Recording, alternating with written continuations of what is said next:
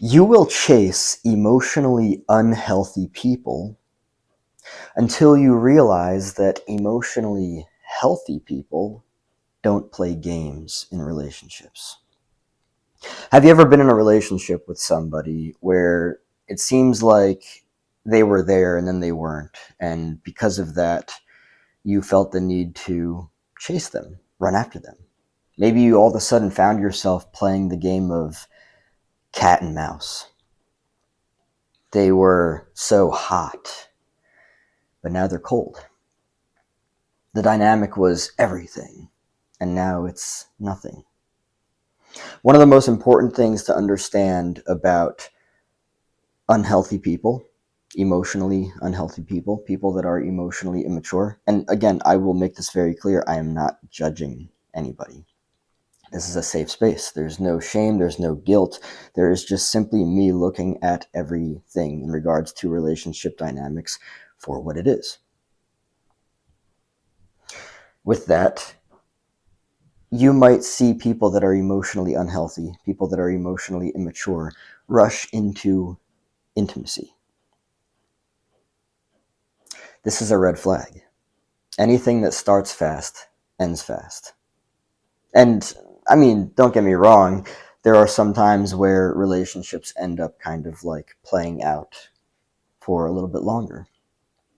But for emotionally immature, emotionally unhealthy people, it's just a game.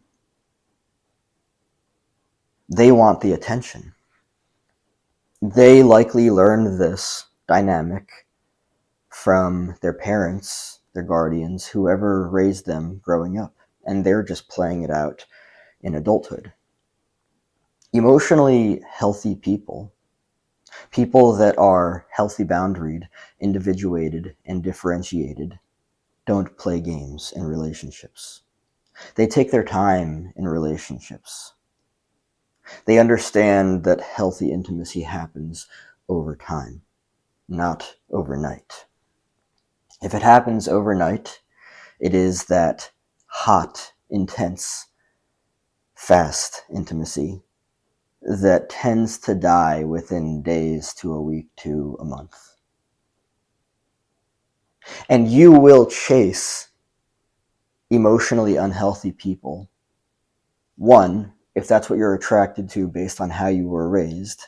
And two, you don't know what the difference between emotionally unhealthy and emotionally healthy people are. There's a huge difference. But if you were raised by somebody that played hard to get, oh, you couldn't just receive their love because they didn't just love you. Their love for you was conditional around performance, around chasing. It's fascinating how when you look at unhealthy relationships, when you look at relationship dynamics of hot, cold, all, nothing, cat, mouse, they're running, so you're going to chase because that's what you learned in survival. In fight, flight, freeze, fawn. When people are in unhealthy relationships, these types of dynamics where they experience hot, cold, all, nothing, cat, mouse, it's because that is pretty much a perfect puzzle piece. The person that they're with, the person that they're chasing, is a perfect puzzle piece for their childhood damage, their childhood trauma. And yes, I understand people might say, but the entire dynamic is so intoxicating of the hot, cold, all, nothing, cat, mouse. Yeah, I understand that. And that's also why it is seductive to people that are emotionally unhealthy, because it's comfortable and familiar to the dynamic from childhood. But you will only chase unhealthy people until you realize that it doesn't actually go anywhere except further emotional pain, because it is a sadomasochistic dynamic.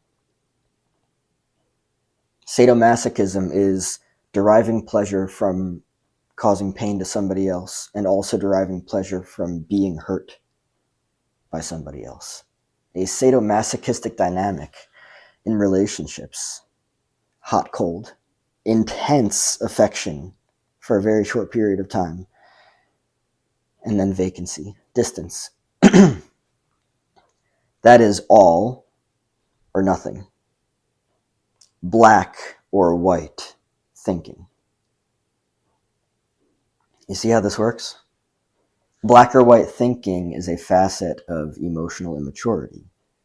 The severest form is rooted in infancy, when a literal infant sees everything in only the extremes of black or white. Relationships that consist of chasing, that consist of games, mind games, physical games, whatever it is, hot, cold, all, nothing, cat, mouse. These relationships are emotionally immature. They are emotionally unhealthy. You will stop chasing people when you realize that you're chasing people that are unhealthy, that are playing games with you. And, the fascinating thing, I see it everywhere.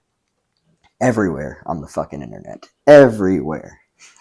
I see even people, no names, people that have initials after their names talking about how it is a game. Have fun with it. She wants you to chase her. Yeah, the she that wants you to chase her consists of dynamics of hot, cold, all, nothing, cat, mouse. The dynamic goes nowhere except a fucking never-ending game because she wants unhealthy attention. It's not good or bad or right or wrong. You can do whatever the fuck you want to. See it for what it is. Because the likelihood that it will actually develop into a relationship that is meaningful. And don't get me wrong, some people that are both severely emotionally unhealthy connect. And I mean, the severity of the emotional health on both their ends just continues to get worse because there's such an unfortunately perfect fitting puzzle piece for each other based on their trauma, based on the hot, cold, all, nothing, cat, mouse dynamic. You believe that you deserve to be hurt, which is why you chase somebody that hurts you. It is masochistic. You derive pleasure, you derive love, masochistic love, from the dynamic of chasing somebody that keeps running away from you. And not only that, but also probably does things with other people that hurts you. For people that are emotionally unhealthy, healthy dynamics aren't appetizing for them. It's like, yeah, that's boring. Who wants a healthy relationship anyway? No, I'll just take the intoxication. I'll take the excitement of the relationship. I'll take the uncertainty of the relationship. Healthy individuals that are healthy boundaried, individuated, differentiated, do not play games in relationships. You don't have to chase them because they're not running. They are not hot then cold. They are not all then nothing. They are not, the mouse that the cat is chasing. No. Intimacy is developed over time. It is a healthy, natural, progressive, gradual unfolding over time. You don't have to chase emotionally healthy people because they're not running. They're present with you consistently. And again, for people that are emotionally unhealthy, this is boring for them. It's like, hey, why aren't you running away from me? Why am I not chasing you? This is boring. I'm going to find somebody to chase instead. But I only kind of set it out there as hypotheticals because people that are emotionally healthy are not attracted to people that are emotionally unhealthy, and vice versa. I've talked about this theme, this subject, in probably many past videos. You will chase people that are emotionally unhealthy as long as you are also emotionally unhealthy. And again, no judgment. I'm not judging anybody here. I'm not saying that people that are emotionally unhealthy are bad. They're just people that are emotionally unhealthy. They're not good or bad or right or wrong, just to clarify. And again, you can do whatever you want to, but seeing it for what it is. If you choose to stay emotionally unhealthy, you will continue to be attracted to people that are also emotionally unhealthy. And they spark something in you that drives you to chase them, because it's all a game for them. It's a circle. Like, think about it this way. There's that metaphor of like the hamster on the wheel. That's what unhealthy relationships are like. It's a never-ending chase. It's never-ending games until one or both people decide to get emotionally healthy. And also, let me make this very clear. Something very interesting happens when one of the people in the relationship realizes that they've been chasing. And they're like, oh, wait a second. I'm just repeating a pattern from childhood. I couldn't get mommy or daddy's attention in a healthy way. So I learned to chase them. I learned to run after them. I learned to do things that I didn't actually want to do. I don't like this entire dynamic, so I'm going to stop doing this. That person no longer chases. And then, wait a second. And it doesn't always happen. I'm not here to claim that that's fact. It's just that in every relationship, there is an energetic dynamic, an energetic exchange. When one person is running and another person is chasing, that's an energetic dynamic. That's an energetic exchange. When the one person is like, wait a second, no, I'm not going to do this anymore, it transforms of course,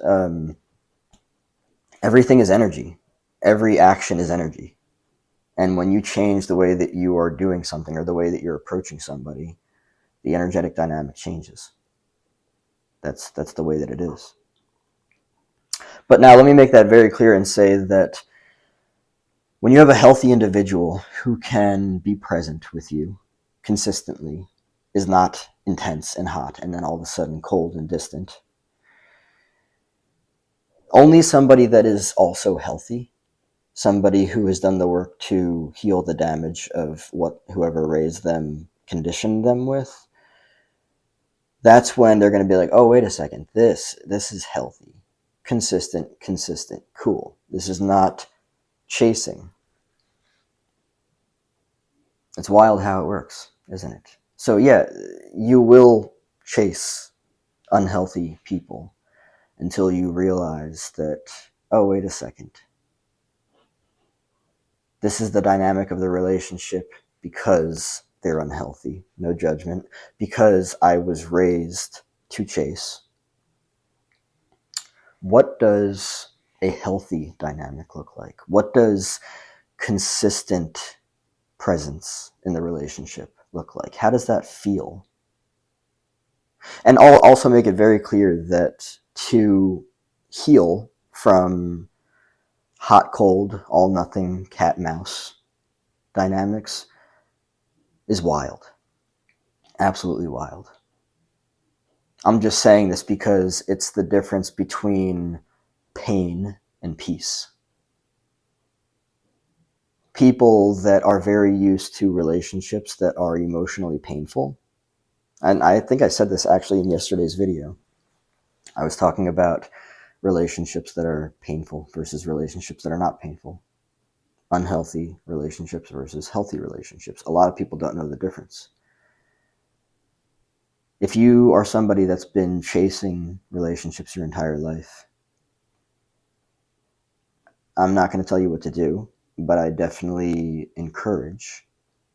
Encouraging is different from telling what to do. I encourage you to look at yourself in your childhood. You might be very attracted to hot and cold, all nothing, cat mouse dynamics where you have to chase. You have to put in a fuck ton of effort to receive love. Love that can seemingly vanish like that. Yeah, no, that's not healthy. And then when you finally see it for what it is and you realize, oh wow, this would just be me on the fucking hamster wheel over and over and over and over and over. It never ends. It never ends. When you realize that, that's when you'll stop chasing.